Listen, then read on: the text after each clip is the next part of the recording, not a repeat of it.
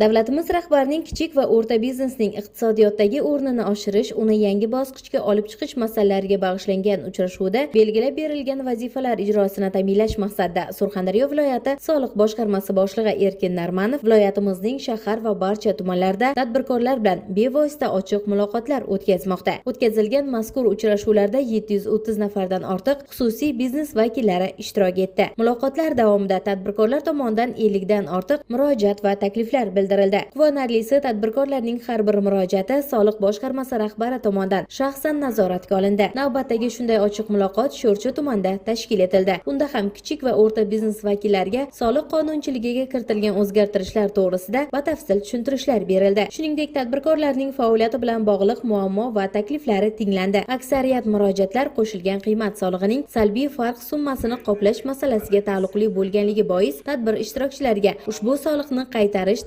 tamoyillari haqida keng ma'lumotlar berildi. Muloqot paytida kelib tushgan murojaatlarning aksariyati shu yerning o'zida hal etildi. Qolgani esa o'rganish va vaqt talab etuvchi masala sifatida nazoratga olindi.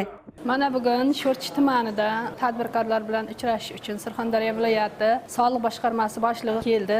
Tadbirkorlarga soliq imtiyozlari hamda yengilliklar haqida gapirib o'tdi. Tadbirkorlarning muammolari eshitildi. Uchrashuvda o'zida amaliy yordam berish choralari ko'rildi. Shu jumladan bizning qishloq xo'jaligi sohasidagi muammolarimiz eshitildi hamda muammolarimizni ijobiy hal qilishga va'da berishdi. Biz bundan juda xursandmiz. Ma'lumot o'rnida ta'kidlash joizki, joriy yilning yanvar-may oylari mobaynida viloyatda faoliyat yuritayotgan 140 ta tadbirkorlik subyektlariga jami 57 milliard 408 million so'mlik qo'shilgan qiymat solig'i qaytarilgan. Shundan birgina Sho'rchi tumanidagi tadbirkorlarga qaytarilgan summa qariyb 2 milliard so'mni tashkil etgan. Tadbir yakunida ishtirokchilarga soliqlarning mamlakat rivoji va xalq farovonligini ta'minlashdagi muhim o'rni, shuningdek soliq majburiyatlarini o'z vaqtida bajarishning ahamiyati yana bir bora eslatib o'tildi. Muqaddas Panjiyeva, Ilyos Rahmatov, tafsilot informatsion dasturi uchun.